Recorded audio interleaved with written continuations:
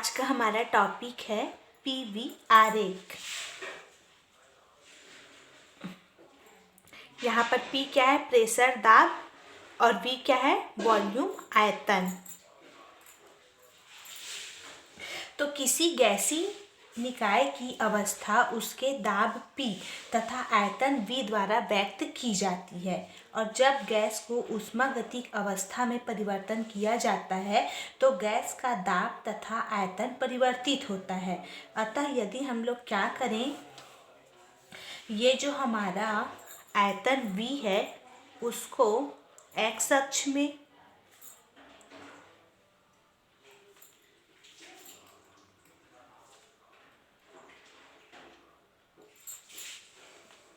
और जो हमारा दाब P है उसको y अक्ष में लेकर एक ग्राफ खींचा जाए तो प्राप्त वक्र को उस गैसीय निकाय का हम लोग पीवी आरेख कहते हैं। दाब आयतन आरेख का कोई एक बिंदु, ठीक, कोई एक बिंदु गैस की एक ऊष्मागतिक अवस्था को व्यक्त करता है, अर्थात गैस की ऊष्मागतिक अवस्था में परिवर्तन को उसकी विभिन्न अवस्थाओं पर पीवी बिंदुओं द्वारा दर्शाया जाता है। इन बिंदुओं को मिलाने से प्राप्त एक संपूर्ण परिवर्तन में हुए दाब आयतन परिवर्तन को व्यक्त किया जाता है। जैसे किसी परिवर्तन में किया गया कार्य पीवी आरेख पर वक्र या आयतन अक्ष के बीच घिरे क्षेत्रफल के बराबर होता है, और दाब आयतन आरेख विभिन्न स्थितियों में किए गए कार्य की गणना हम लोग निम्नानुसार कर सकते हैं। ठीक, तो मान लेते हैं कि कोई गैस है, वो इतना क्षेत्रफल में घिरा हुआ है।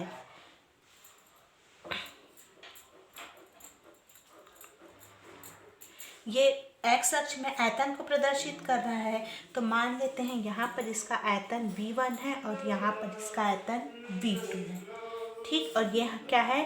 दाब P, प्रेशर, और मान लेते हैं इसकी जो लंबाई है वो m से m डैश है और n से n डैश है।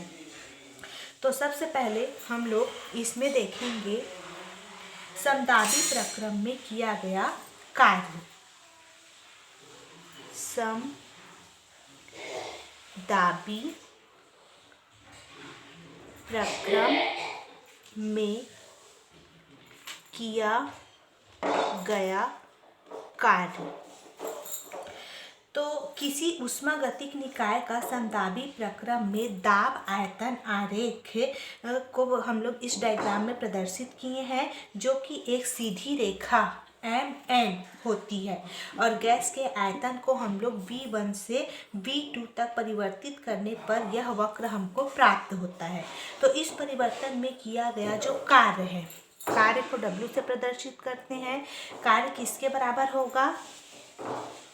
दाब इंटू आयतन dV के गुणनफल के बराबर। और आयतन को कहाँ से कहाँ तक परिवर्तन किए हैं? V1 से V2 तक। तो इसको हम लोग समेसन लगा के लिख देंगे। ठीक, तो W equal to summation V1 से V2 P इंटू dV, या फिर इसको हम लोग कैसे लिख सकते हैं? P into upper limit minus lower limit V2 minus V1, ये हो जाएगा। या फिर इसको हम लोग कैसे लिख सकते हैं? m डैश इंटू mn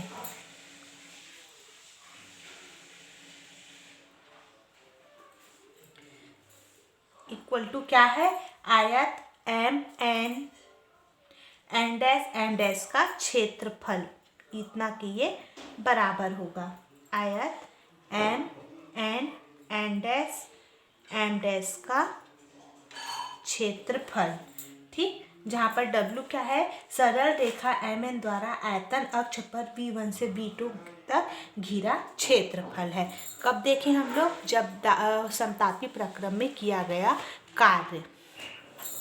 आगे इसमें हम लोग देखेंगे दूसरा, जब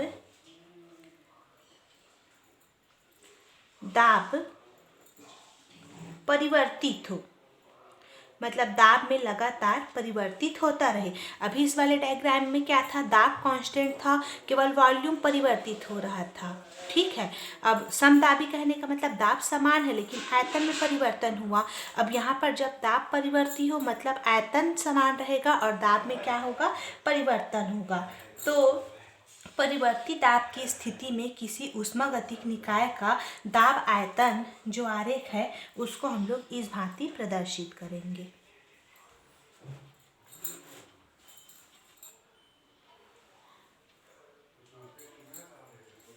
ये हमारा x अक्ष है और ये y अक्ष है।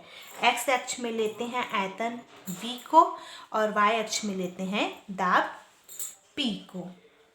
अब इसके बाद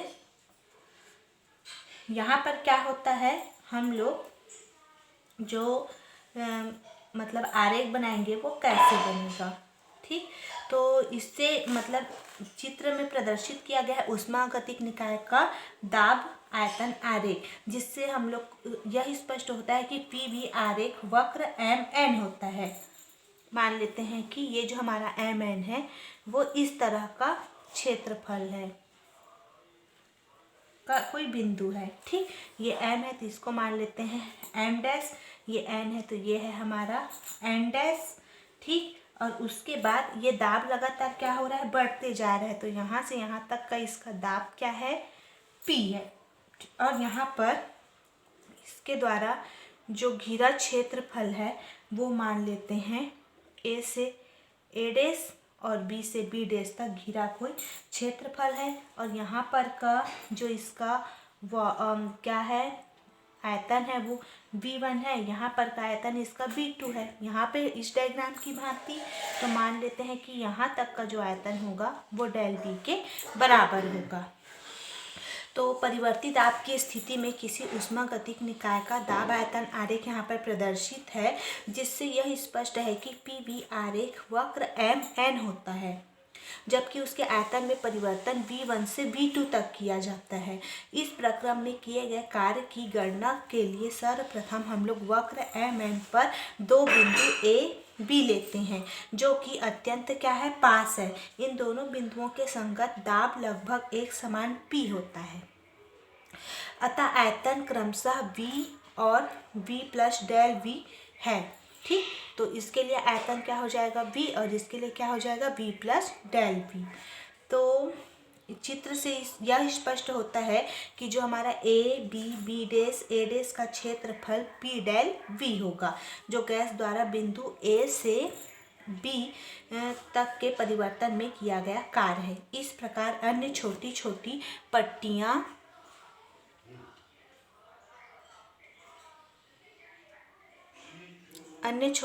पट्टियाँ लेकर उन सभी पट्टियों के क्षेत्रफल को जोड़कर आयतन में V1 से V2 तक परिवर्तन करने में किए गए कार्य की गणना की जा सकती है। तो यहाँ पर किया गया कार्य W इक्वल टू क्या होगा, W इक्वल टू समेसन आयतन में परिवर्तन V1 से V2 P इंटू डी, ये फॉर्मूला यूज करते हैं। ठीक, या फिर इसको क्या लिख सकते हैं, समेसन V1 से V2 और यहाँ पर A B dash A dash का क्षेत्रफल, या फिर बंद वक्र M N डैश M का क्षेत्रफल, ये इसके बराबर होगा। तो ये था हमारा पीवी आरेख जो समदाबी प्रक्रम में किए गए कार्य और जब दाब परिवर्ती हो तब किए गए कार्य की गणना के साथ एग्जाम में आएगा तो लिखना है। ठीक, अब उसके बाद अगला टॉपिक हम लोग देखेंगे समतापी प्रक्रम का डेफिनेशन। समतापी प्रक्रम, तो किसी निकाय में भौतिक परिवर्तन इस प्रकार किया जाता है कि संपूर्ण प्रक्रिया में निकाय का ताप नियत रहे। तो इस प्रक्रम को हम लोग समतापी प्रक्रम कहते हैं। जैसे चालकी दीवार, आधार तथा पिस्टन युक्त बेलन में गैस का धीरे धीरे बढ़ना, गलनांक पर बर्फ का पिघलना, क्वथनांक पर द्रव का वाष्पित होना आदि समतापी प्रक्रम के उदाहरण हैं। यदि किसी निकाय में कोई परिवर्तन से ऊष्मा उत्पन्न होती है तो यह ऊष्मा वातावरण वातावरण को दी जाती है तथा यदि ताप में कमी होती है तो यह वातावरण से ऊष्मा अवशोषित कर पुनः अपने पूर्व ताप पर आ जाता है। इस प्रकार संपूर्ण प्रक्रिया में ताप क्या होती है, नियत रहता है। तो अर्थात निकाय एवं वातावरण के मध्य ऊष्मा का आदान प्रदान होता रहता है। इसके लिए आवश्यक है कि समतापी परिवर्तन में गैस का ताप नियत हो। यह परिवर्तन बॉयल का नियम का पालन करता है, जिसके अनुसार गैस का दाब P उसके आयतन V क्या हो, नियत हो। तो नियत ताप पर क्या होता है, PV इक्वल टू nRT, ठीक, जहाँ पर PV क्या है, एक कांस्टेंट है। तो यहाँ पर हम लोग क्या करेंगे, ग्राफ खींचेंगे। तो n, ठीक, तो यहाँ पर अगर हम लोग ग्राफ खींचेंगे तो सबसे पहले PV आरेख बनाएंगे। तो x अक्ष, y अक्ष, x अक्ष में क्या लेते हैं, आयतन V, और y अक्ष में क्या लेते हैं, दाब P। तो यहाँ पर अगर हम लोग मान लेते हैं, एक ग्राफ खींचते हैं इस प्रकार से। तो यहाँ पर इस बिंदु पर इसका दाब मान लेते हैं P1 है, आयतन V1 है। उसी प्रकार से यहाँ पर जो दूसरा बिंदु है, यहाँ पर दाब P2 है और आयतन V2 है। मान लेते हैं यहाँ पर का बिंदु M है और यहाँ पर क्या N, ठीक। तो यहाँ पर हम लोग मान लेते हैं कि जहाँ n मोलों की संख्या है, ये वाला जो n है वो क्या है, मोलों की संख्या है, और r क्या है, सार्वत्रिक गैस नियतांक है। अतः यदि आयतन V को x अक्ष और दाब P को y अक्ष में लेकर एक ग्राफ खींचा जाए तो हमको प्राप्त वक्र, ये जो वक्र प्राप्त हुआ है वो समतापी प्रक्रम में PV आरेख कहलाता है और इसे समतापी वक्र कहा जाता है। तो इस डायग्राम में प्रदर्शित है कि समतापी वक्र की ढाल बहुत ही कम होती है। किसी गैस के लिए एक ही ग्राफ पर खींचे गए दो समतापी वक्र परस्पर समांतर होते हैं तथा एक दूसरे को नहीं काटते। तो हम लोग क्या करेंगे, समतापी परिवर्तन में गैस द्वारा किए गए कार्य का व्यंजक निकालेंगे। समतापी प्रक्रम में गैस द्वारा किया गया कार्य। तो इस डायग्राम के अनुसार माना कि निकाय की प्रारंभिक अवस्था में दाब P1 है तथा आयतन V1 है, जिसे बिंदु M P1 V1 द्वारा व्यक्त किया गया है, और इसे अंतिम अवस्था में दाब P2 है और आयतन V2 तक क्या होता है, परिवर्तित किया जाता है, जिससे हमें बिंदु N P2 V2 प्राप्त होता है। तो संपूर्ण प्रक्रिया में निकाय का ताप क्या है, T नियत रहता है। तो परिवर्तन में गैस द्वारा किए गए कार्य की गणना करनी है।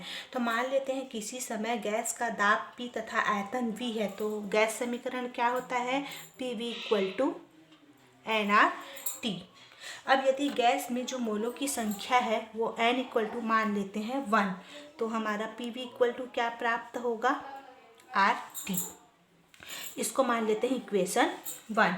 अब यदि आयतन में सूक्ष्म परिवर्तन किया जाए, तो आयतन में सूक्ष्म परिवर्तन मतलब V के जगह क्या लिख सकते हैं, dV। तो इस परिवर्तन में किया गया कार्य, अगर आयतन में परिवर्तन हो रहा है तो कार्य भी अल्प होगा। तो अल्प कार्य के लिए dW इक्वल टू PdV, क्योंकि आयतन में परिवर्तन किया गया है।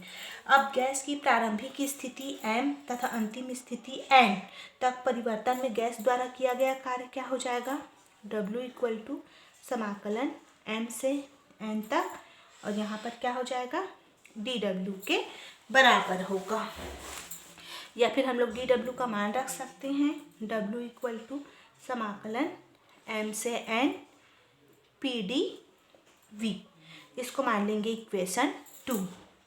अब समीकरण 1 में हम लोग क्या करेंगे, P इक्वल टू क्या लिख सकते हैं, RT अपॉन V।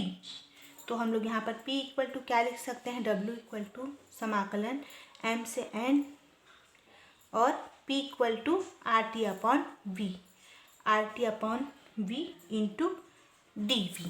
ऐसे हो जाएगा। यहाँ पर से RT क्या हो जाएगा, कांस्टेंट बाहर निकल जाएगा। तो कैसे लिख सकते हैं इसको, W इक्वल टू RT बाहर निकल गया, समाकलन M से N 1/V dV, या फिर W equal to RT 1/V का समाकलन क्या होता है, log V। यहाँ पर लिमिट क्या लग जाएगा, M से N। ठीक, अब इसको सॉल्व करेंगे तो क्या हो जाएगा, यहाँ पर लिमिट क्या लगा है, यहाँ पर M से N, और M से N को हम लोग क्या लिख सकते हैं, W equal to RT log V, V2 से V1, V1 से V2। ठीक, लोअर लिमिट फिर ऊपर में अपर लिमिट, इसको सॉल्व करेंगे तो W equal to RT log क्या हो जाएगा, V2/V1, ऐसे हो जाएगा ये। और हमारा क्या बोलते हैं, ये यहाँ पर बेस क्या है, E है। अगर हम लोग यहाँ पर बेस 10 लें तो यहाँ पर इसका मान हो जाता है 2.3026 RT log 10 V2/V1, equation number 3।